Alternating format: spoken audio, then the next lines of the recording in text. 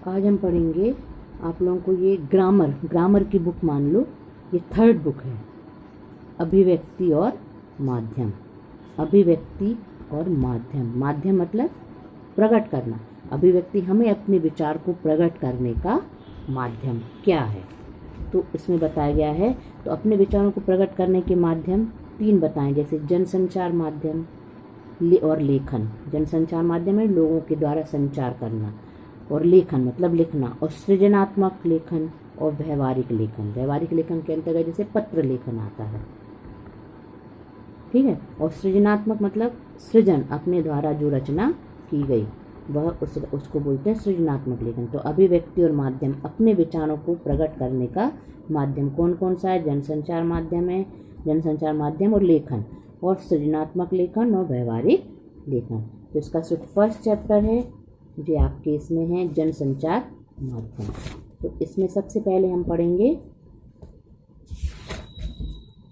इसके अंतर्गत, जैसे जनसंचार माध्यम के अंतर्गत सबसे पढ़ेंगे संचार। संचार क्या है, फिर उसके बाद उसके संचार के तत्व, फिर संचार के प्रकार, फिर जनसंचार की विशेषताएं, फिर संचार के कार्य, फिर जनसंचार के कार्य, भारत में जनसंचार माध्यमों का विकास और जनसंचार माध्यमों का प्रसार। ठीक है, तो सबसे पहले हम पढ़ेंगे संचार क्या होता है। संचार आपको मालूम ही होगा संचार क्या होता है। संचार के बिना जीवन संभव नहीं है। मानव सभ्यता के विकास में संचार की सबसे महत्वपूर्ण भूमिका रही है।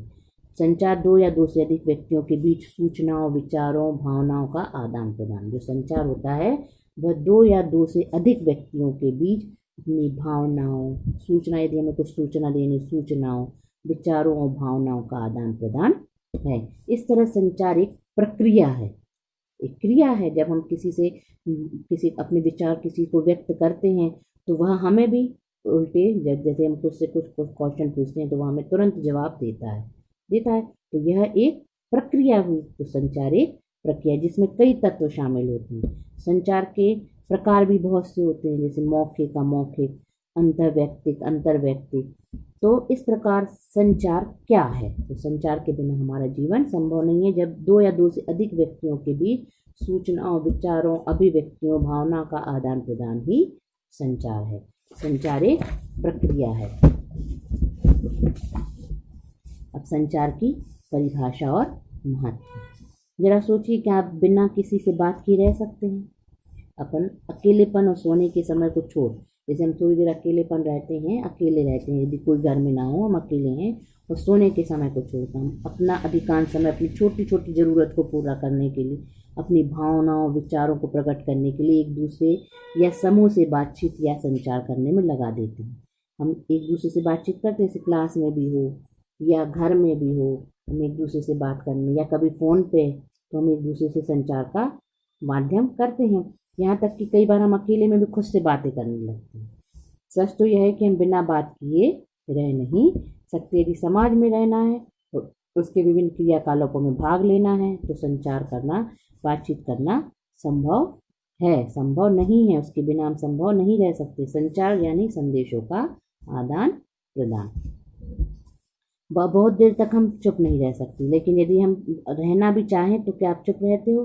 कुछ न कुछ कहते रहते हो, कभी मोबाइल से ही बात करते रहते हो। तो इस प्रकार हम संचार, जीवन में संचार करना बहुत जरूरी है। हम चाहे या ना चाहे अपने दैनिक जीवन में संचार किए बिना रह ही नहीं सकते। वास्तव में संचार जीवन की निशानी है। मनुष्य जब तक जीवित है वह संचार करता रहता है। यहाँ तक कि एक बच्चा भी संचार के बिना नहीं रह सकता। वह रोकर या चिल्लाकर, जो छोटा बच्चा होता है तो उसको भूख लगती है या कुछ उसको चीज़ चाहिए रहती है, वो माँ का ध्यान आकर्षित करने के लिए वह रोकर चिल्लाकर, तो इस तरह एक संचार है। एक तरह से संचार खत्म होने का अर्थ है मृत्यु। जैसे जब जिस व्यक्ति की मृत्यु हो जाती है वह संचार बंद हो जाता है। तो इस प्रकार संचार खत्म होने का अर्थ है मृत्यु। वैसे तो प्रकृति में सभी जीव संचार करते हैं, लेकिन मनुष्य की संचार करने की क्षमता सबसे बेहतर है। मनुष्य की, जैसे गाय, बिल्ली, कुत्ता, ये सब कुछ संचार करते हैं, पर मनुष्य की इस संचार करने की क्षमता सबसे बेहतर है, कौशल है। मनुष्य एक सामाजिक प्राणी है, उसे समाज में रहना है, और उसके बिना वह परिवार हो, समाज हो, एक व्यक्ति अन्य लोगों के संचार किए बिना नहीं रह सकता। आज हम संचार की क्रांति की बात करते हैं। आखिर वह क्या है? संचार और जनसंचार विभिन्न माध्यमों, टेलीफोन, इंटरनेट, समाचार पत्र, रेडियो, टेलीविज़न, सिनेमा आदि के जरिए मनुष्य संदेशों का आदान प्रदान करता है। दुनिया के किसी भी कोने में कोई भी घटना हो, जनसंचार के माध्यम से हमें तुरंत 1 मिनट में पता चल जाती है, मिनटों में पता चल जाती है कि तुरंत नेट पे आ जाता है कि आज ये होगा। तो यह सब कुछ क्या है? जनसंचार। अगर यहाँ वहाँ किसी टेलीविज़न समाचार चैनल संवाददाता मौजूद हो तो हमें वहाँ की तस्वीरें भी तुरंत देखने को मिल जाती है। याद कीजिए, जब हम 11 सितंबर 2001 में अमेरिका में वर्ल्ड ट्रेड सेंटर पर जब आतंकवादियों ने हमला किया था तो हमें आंखों के सामने घटना देखने मिल रही थी। टेलीविज़न पर पर्दे पर हम दुनिया भर के अलग अलग क्षेत्रों की घट रही घटनाएं देख सकते हैं, सीधा प्रसारण देख सकते हैं। तो इस प्रकार संचार, जनसंचार के माध्यम के द्वारा हम यह सब कुछ प्राप्त करते हैं। संचार क्या है? संचार शब्द की उत्पत्ति चर धातु से हुई है। इसका अर्थ है चलना या एक स्थान से दूसरे स्थान तक पहुंचना। संचार शब्द की उत्पत्ति चर धातु से हुई है, जिसका अर्थ है चलना या एक स्थान से दूसरे स्थान तक पहुंचना। आपने विज्ञान में ताप संचार विज्ञान आपने साइंस में पढ़ी है कि बारे में पढ़ा है, जैसे कि गर्मी एक बिंदु से दूसरी बिंदु तक पहुंचती है। इसी तरह टेलीफोन के तार या बेतार के जरिए मौखिक या लिखित संदेश एक स्थान से दूसरे स्थान भेजने को संचार कहा जाता है। लेकिन हम यहाँ जिस संचार की बात कर रहे हैं उससे हमारा तात्पर्य है कि 2 या 2 से अधिक व्यक्तियों के बीच सूचनाओं, विचारों, भावनाओं का आदान प्रदान। मशहूर संचार शास्त्री विल्बर श्रेम के अनुसार संचार अनुभवों की साझेदारी है। दरअसल एक दूसरे से संचार करते हुए हम अपने अनुभव को एक दूसरे से बांटते हैं। लेकिन संचार सिर्फ 2 व्यक्तियों तक सीमित घटना नहीं है। संचार के तहत सिर्फ 2 या 2 से अधिक व्यक्ति भी हो सकते हैं। हजारों लाखों के बीच भी जनसंचार, तो यह 1000 लाखों के बीच होता है, वह क्या हो जाता है? जनसंचार के अंतर्गत शामिल हो जाता है। तो संचार सूचनाओं, विचारों, भावनाओं को लिखित, मौखिक या दृश्य श्रव्य माध्यमों के जरिए सफलतापूर्वक एक जगह से दूसरी जगह पहुंचाना ही संचार है। और इस प्रक्रिया को अंजाम देने में मदद करने वाले तरीके संचार के माध्यम कहलाते हैं। हम अपनी सूचनाओं, विचारों, भावनाओं को लिखित, मौखिक रूप में दृश्य श्रव्य माध्यमों के जरिए एक स्थान से दूसरे स्थान को पहुंचाते हैं, तो यह संचार है। परंतु इस प्रक्रिया को अंजाम देने वाले, मदद करने वाले तरीके संचार के माध्यम कहलाते हैं। अब आएंगे अपन संचार की घटना की बजाय प्रक्रिया है। प्रक्रिया मतलब एक क्रिया के अनुसार चलती रहती है, जैसे जीवित प्रक्रिया। इसमें सूचना देने वाले और पाने वाले की सक्रिय भागीदारी जरूर, दोनों की सक्रिय भागीदारी से यह प्रक्रिया पूरी होती है। अगर दोनों में से कोई एक संचार के लिए अनुत्सुक है तो संचार की प्रक्रिया आगे नहीं बढ़ सकती। ठीक है, इस अर्थ में संचार अंतरक्रियात्मक प्रक्रिया है, इंटरएक्टिव। अब इसके बाद है संचार के तत्व। जब हम कहते हैं कि संचार एक प्रक्रिया है तो इसका एक अर्थ यह भी होता है कि इस प्रक्रिया में चरण होते हैं। चरण मतलब तत्व शामिल होते हैं। संचार की प्रक्रिया में कई तत्व शामिल हैं। इनमें से कुछ प्रमुख तत्व इधर दिए गए हैं, जैसे इसमें ये बताया गया, जैसे स्रोत, संचार की प्रक्रिया के स्रोत, संदेश, माध्यम, प्राप्तकर्ता, फीडबैक और शोर। यह संचार की प्रक्रिया मतलब संचार के तत्व हैं। तो सबसे पहले हम पढ़ेंगे स्रोत। संचार की प्रक्रिया की शुरुआत स्रोत या संचारक से होती है। मतलब जब संचारक का उद्देश्य के साथ अपने किसी विचार, जैसे हम हैं तो हमें किसी को संदेश देना है या किसी भावना को किसी और तक पहुंचाना चाहता है, तो संचार की प्रक्रिया यहाँ से शुरू हो। जैसे आप स्वयं को स्रोत या संचारक मान लें। ठीक है, आपको इतिहास की एक किताब चाहिए, लेकिन इसके लिए आपको अपनी कक्षा के किसी एक विद्यार्थी से या मित्र से आग्रह करना पड़ेगा। इस तरह जैसे आप किताब मांगने को सोचते हैं, संचार की प्रक्रिया शुरू हो जाती। तो स्रोत तो कौन हुए? आप हुए। संचारक कौन हुए? आप हुए। जाहिर है किताब मांगने के लिए आपने अपने मित्र से बातचीत करेंगे या उसे लिखकर संदेश देंगे। बातचीत का संदेश भेजने का भाषा का सहारा लेते हैं। ठीक है, अब इसके बाद है भाषा के असल में इस तरह कूट चिन्ह या कोड होते हैं। आप अपने संदेश को उस भाषा में एनकोडिंग करते हैं। मतलब हम जैसे कभी इंग्लिश में बोलेंगे या फिर हिंदी में बोलेंगे, तो यह क्या कहते हैं? कूटकृत्य। कूटकृत मतलब अपनी भाषा का उपयोग करेंगे। यह संचार की प्रक्रिया का दूसरा चरण हो जाता है। सफल संचार के लिए जरूरी है कि आपका मित्र भी उस भाषा या कोड चिन्ह से परिचित हो। जैसे हमने कोई भी भाषा यदि हमने इंग्लिश में भेजा, यदि वो इंग्लिश से परिचित नहीं होगा तो उसको समझ में नहीं आएगा संदेश है। तो इसलिए हमें वह भाषा उपयोग करना चाहिए जो हमारे मित्र को या सभी को पता हो, तो वह कूटप्रति या इनकोडिंग कहलाती है। भाषा पर पूरा अधिकार होना चाहिए, उसका भी और हमारा भी। साथ ही उसे अपने संदेश के मुताबिक बोलना लिखना भी आना चाहिए उस भाषा में। फिर इसके बाद है संदेश। इसके बाद संचार की प्रक्रिया में अगला चरण आता है संदेश का। संचार प्रक्रिया में संदेश का सबसे अधिक महत्व है। किसी भी संचारक का सबसे प्रमुख उद्देश्य अपने संदेश को उसी अर्थ के साथ प्राप्तकर्ता तक पहुंचाना। यदि हमें किताब चाहिए है तो हमें पहुंचाना है तो संदेश स्पष्ट होना चाहिए। इसलिए सफल संचार के लिए जरूरी है कि संचारक अपना जो संदेश लेकर खुद पूरी तरह से स्पष्ट हो। जो संदेश हम दे रहे हैं, अपने दोस्त को दे रहे हैं या किसी को दे रहे हैं, तो वह संदेश क्या होना चाहिए? स्पष्ट होना चाहिए, सीधा होना चाहिए, घुमा फिरा कर नहीं बोलना चाहिए, आसान होना चाहिए। तीसरा है माध्यम या चैनल। लेकिन संदेश को किसी माध्यम के साथ जरिए प्राप्तकर्ता तक पहुंचाना है। जैसे हमारे बोलते हुए शब्द ध्वनि तरंगों के जरिए प्राप्तकर्ता तक पहुंचे, जबकि दृश्य संदेश प्रकाश तरंगों के जरिए, जैसे हम बोलते हैं, बोल के हम यदि किसी को भेज रहे हैं तो ध्वनि तरंगों के माध्यम से प्राप्तकर्ता तक पहुंचते हैं। जबकि जब हम किसी को दृश्य मतलब आंखों से दिखा के दे रहे हैं तो प्रकाश तरंगों के जरिए। इस तरह वायु तरंगों के जरिए भी संदेश पहुंचते हैं। जैसे खाने की खुशबू हमें वायु तरंगों के जरिए पहुंचती है। स्पर्श या छूना भी एक तरह का माध्यम है। इसी प्रकार टेलीफोन, समाचार पत्र, रेडियो, टेलीविज़न, इंटरनेट और फिल्म आदि विभिन्न माध्यमों के जरिए संदेश हम प्राप्तकर्ता तक पहुंचा सकते हैं। तो दृश्य तरंगों द्वारा, ध्वनि तरंगों द्वारा, वायु तरंगों द्वारा हम संदेश ने प्राप्तकर्ता तक पहुंचा सकते हैं। अब इसके बाद है प्राप्तकर्ता, मतलब जिसको हमने संदेश भेजा है। कूटवाचक यानी उसका डिकोडिंग करता है। तो प्राप्त करता है रिसीव प्राप्त संदेश का कूटवाचन यानी उसका डिकोडिंग करता है। डिकोडिंग का अर्थ है प्राप्त संदेश में निहित अर्थ को समझने की कोशिश करता है। यदि हमने लिखित में भेजा है तो वह पढ़ेगा, जैसे आप व्हाट्सएप पे भेजते, पढ़ेंगे, समझेंगे।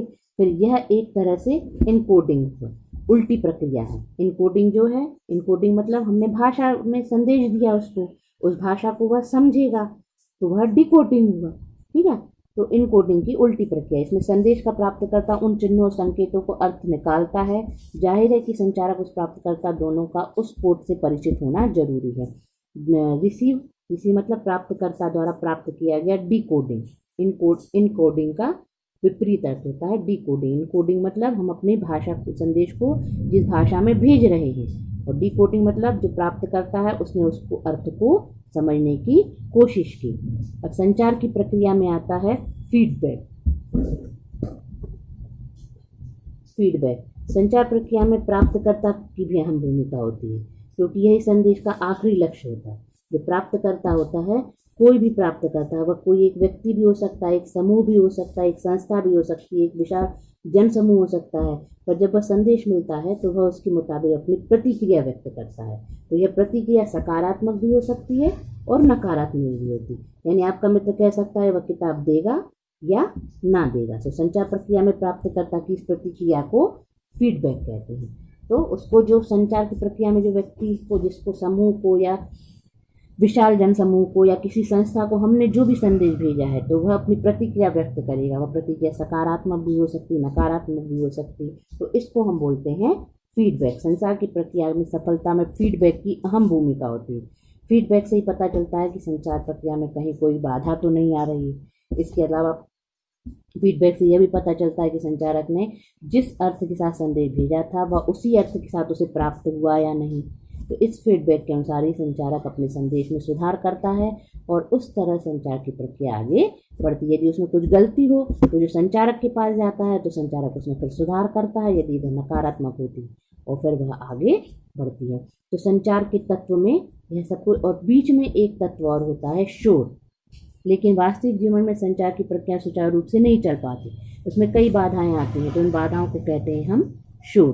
संचार की प्रक्रिया में शोर से बाधा पहुंचती है। शोर किसी भी किस्म का हो सकता है, वह मानसिक से लेकर तकनीकी, मतलब हमारे तकनीकी भी खराबी हो सकती है, हमारा दिमाग भी खराब हो सकता है, भौतिक शोर हो सकता है। शोर के कारण संदेश अपने मूल रूप से प्राप्तकर्ता तक नहीं पहुंच पाता। सफल संचार की प्रक्रिया में शोर को हटाना या कम करना बहुत जरूरी है।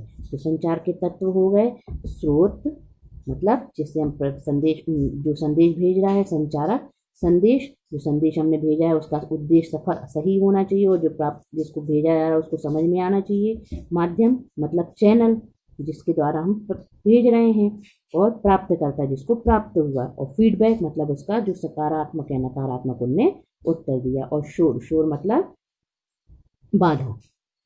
ठीक है। अब इसके बाद है संचार के प्रकार। गुड मॉर्निंग स्टूडेंट, आज हम पढ़ेंगे संचार के प्रकार। संचार एक जटिल प्रक्रिया है, मतलब कठिन प्रक्रिया, उसके कई रूप या प्रकार हैं। हम यहाँ अध्ययन की सुविधा के अनुसार उनको अलग अलग समझने की कोशिश करेंगे। जैसे कभी आप अपने मित्र को इशारे से बुलाते हैं, इशारे से बुलाते हैं कि यह इशारा भी एक संचार है। आपने 2 उंगली के द्वारा या हाथ के द्वारा उसको इशारा किया कि इधर आओ, तो वह इशारा संचार है। तो यह इसको बोलते हैं सांकेतिक संचार। जब हम अपने से बड़ों को सम्मान से प्रणाम करते हैं तो इसमें मौखिक संचार, बस हाथ जोड़ के प्रणाम करते, फिर साथ साथ दोनों हथेली जोड़कर प्रणाम का इशारा भी करते हैं। इस तरह एक ही साथ मौखिक और अमौखिक संचार होता है। जैसे हम किसी से बातें करते हुए अपनी आंखों, चेहरे, हाथ की गति और स्वर के उतार चढ़ाव के जरिए मौखिक संचार और अमौखिक क्रियाओं की भूमिका अदा करते हैं। जैसे हाथ जोड़ा, अपन ने सिर झुका दिया या हाथ हिला दिया किसी से, तो यह मौखिक और अमौखिक संचार की क्रिया होगी। मौखिक संचार की सफलता में अमौखिक संचार की बहुत महत्वपूर्ण भूमिका होती है। हमारे जीवन की कुछ सबसे महत्वपूर्ण भावनाएं मौखिक से कहीं ज़्यादा अमौखिक संचार के जरिए व्यक्त होती है, जैसे खुशी, दुख, प्रेम, डर, यह सब कुछ अमौखिक संचार के द्वारा प्रकट होती है। संचार के विभिन्न रूपों को हम एक और तरीके से देख सकते हैं। यदि जैसे आप कुछ सोच रहे हो, कुछ योजना बना रहे होते हैं, या किसी को याद कर रहे, जैसे हम विचार करते रहते हैं, किसी को याद करते हैं या कोई अपनी योजना बना रहे होते हैं, तो यह संचार सबसे बुनियादी रूप है। इसे अंतःवैयक्तिक संचार कहते हैं। अंतःवैयक्तिक संचार, हम जब पूजा, इबादत या प्रार्थना करते वक्त ध्यान में रहते हैं तो यह अंतःवैयक्तिक संचार इसका उदाहरण है। और किसी भी संचार की शुरुआत यहीं से होती है।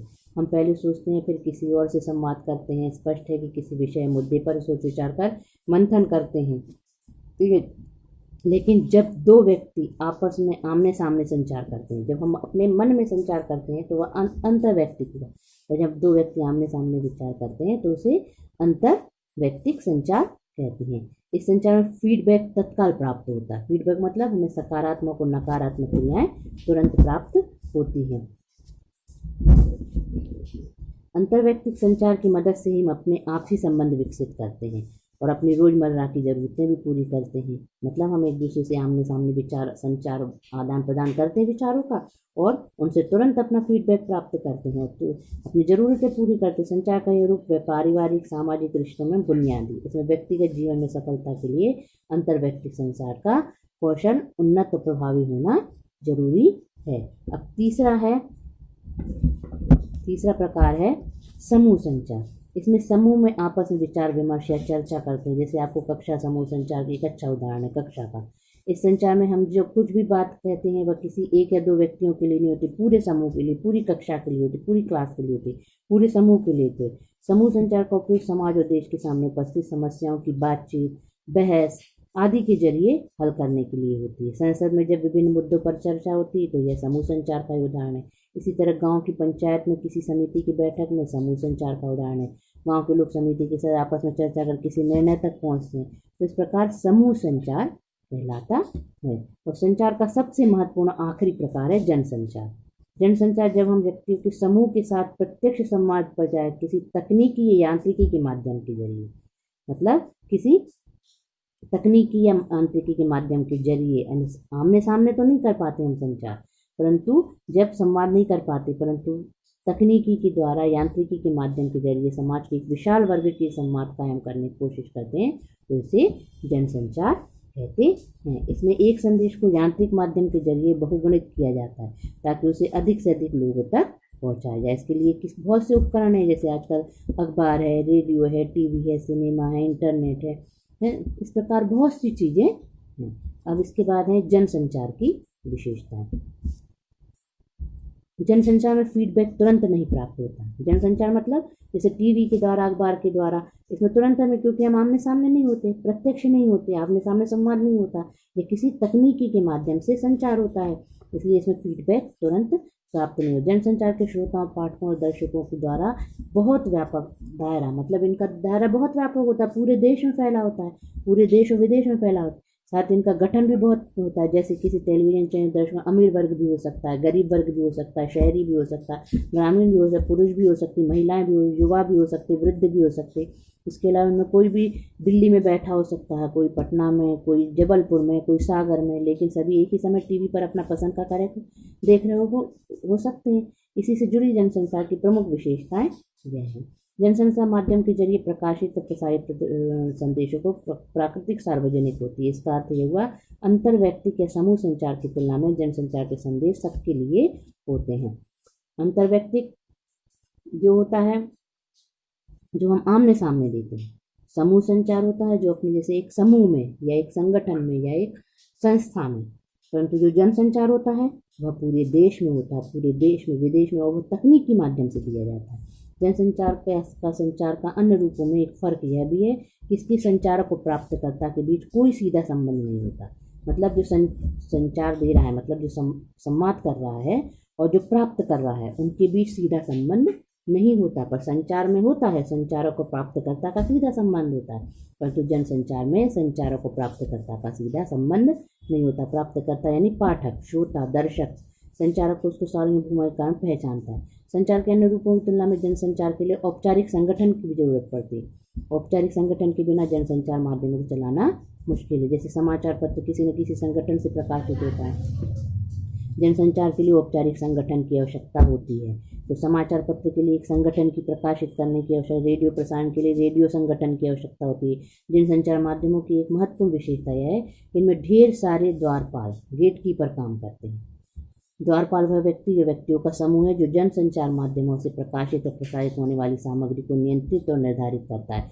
किसी जनसंचार माध्यम से काम करने वाले द्वारपाल ही तय करते हैं कि वहाँ किस तरह की सामग्री प्रकाशित या प्रसारित की जाए। जैसे किसी समाचार पत्र में संपादक, उसके सहायक संपादक, समाचार संपादक, सहायक संपादक, उप संपादक आदि यह तय करते हैं कि समाचार पत्र में क्या छपेगा। मतलब ये संपादक, सहायक संपादक, सहायक समाचार संपादक, उप संपादक, यह क्या हो गए, द्वारपाल हो गए। ये जनसंचार के द्वारपाल है। समाचार पत्र में क्या छपेगा, कितना छपेगा, किस तरह छपेगा। इस तरह टीवी और रेडियो में भी द्वारपाल होते हैं जो उसमें प्रसारित होने वाली सामग्री को निर्धारित करते हैं। तो जनसंचार में द्वारपाल होते हैं, फिर उनके द्वारा पता चलता है कि यह, पर जबकि जो संचार होता है वह आमने सामने होता है। जनसंचार माध्यम में द्वारपाल की भूमिका बहुत महत्वपूर्ण होती है। वह यह उनकी जिम्मेदारी है कि सार्वजनिक हित, पत्रकारिता के सिद्धांत आदि का प्रकाशन किस प्रकार किया जाना है। ठीक है, अब इसके बाद है, तो प्रकार हो गए संचार के। अब इसके बाद है संचार के कार्य।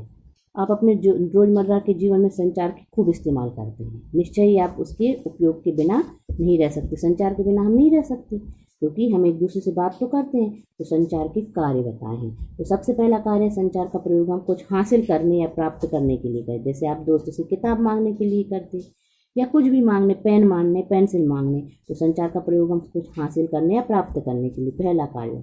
दूसरा है नियंत्रण। संचार के जरिए हम किसी के व्यवहार को नियंत्रित करने की कोशिश करते हैं, यानी उसे हम एक खास तरीके से व्यवहार करने के लिए कहते हैं। जैसे कक्षा में शिक्षक विद्यार्थियों को नियंत्रित करते हैं, संचार के द्वारा ही करते हैं, बातचीत के द्वारा ही करते हैं। तीसरा है सूचना। कुछ जानने के लिए या कुछ बताने के लिए हम संचार का प्रयोग करते हैं। और चौथा है अभिव्यक्ति।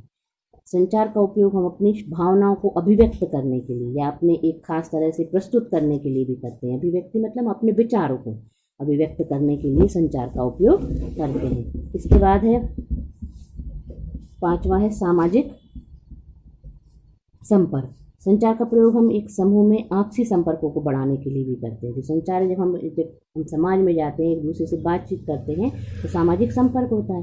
तो सामाजिक संपर्क बढ़ाने के लिए भी संचार का प्रयोग करते हैं। छठवां है संचार का प्रयोग अक्सर हम अपनी समस्याओं या चिंता को दूर करने के लिए भी करते हैं। जब हमें कुछ समस्या हो, कोई चिंता हो, तो हम अपने दोस्त यार से, अपने पास पड़ोस से, अपने मम्मी से, पापा से अपनी समस्याओं का, चिंता को दूर करने के लिए भी अपने संचार का प्रयोग करते हैं।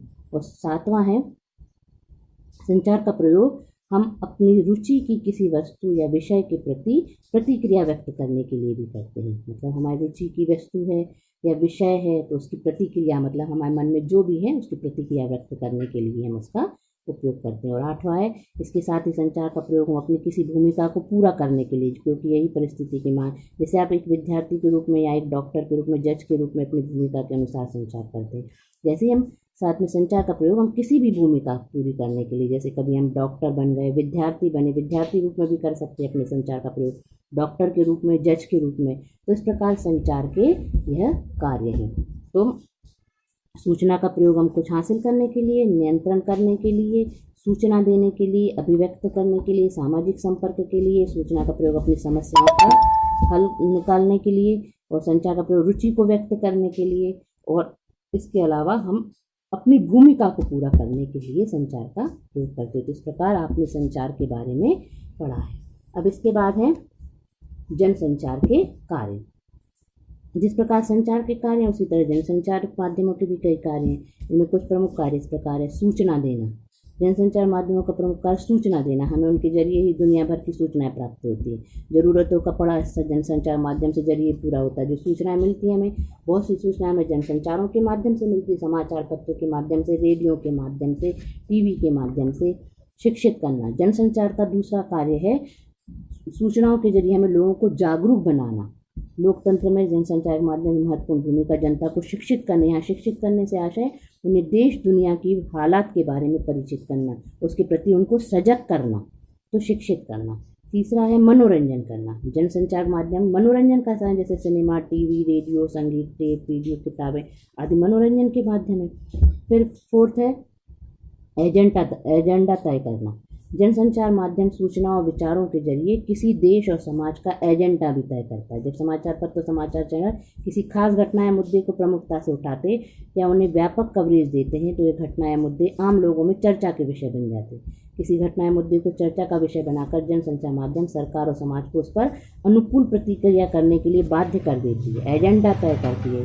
जैसे कोई भी चीज़ कवरेज, उस चीज़ का समाचार का कवरेज किया उनने, और वही घटना, जैसे अभी आपकी सुशांत सिंह का बताया जा रहा है, कोरोना का जिक्र बताया जा रहा है, तो उसके लिए जनसंचार के माध्यम से सरकार और समाज को उस पर अनुकूल प्रतिक्रिया करने के लिए बाध्य कर देता है यह जनसंचार।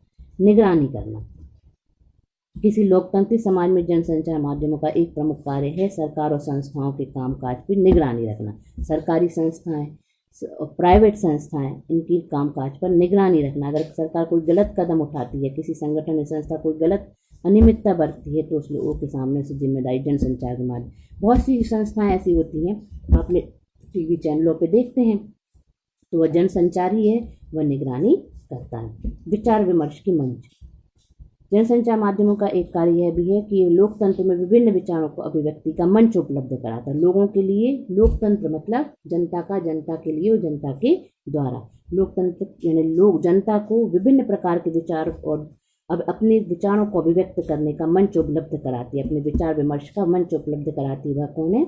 जनसंचार। इसके जरिए विभिन्न विचार लोगों के सामने पहुंचते, जैसे किसी समाचार के संपादकीय पृष्ठ पर किसी घटना या मुद्दे पर विभिन्न लोग अपने विचार, लेखक अपने राय व्यक्त करते हैं। इसी तरह संपादक के नाम चिट्ठी में भी लोग अपने राय व्यक्त करते हैं। इस तरह जनसंचार माध्यम विचार विमर्श के लिए मंच का कार्य करता है। तो इस प्रकार आपके जनसंचार के कार्य भी हुए। तो अब इसके बाद अब आपको जो मैं बताऊंगी वह है भारत में जनसंचार माध्यमों का विकास। ये अगले टर्न में बताएंगे। Thank you.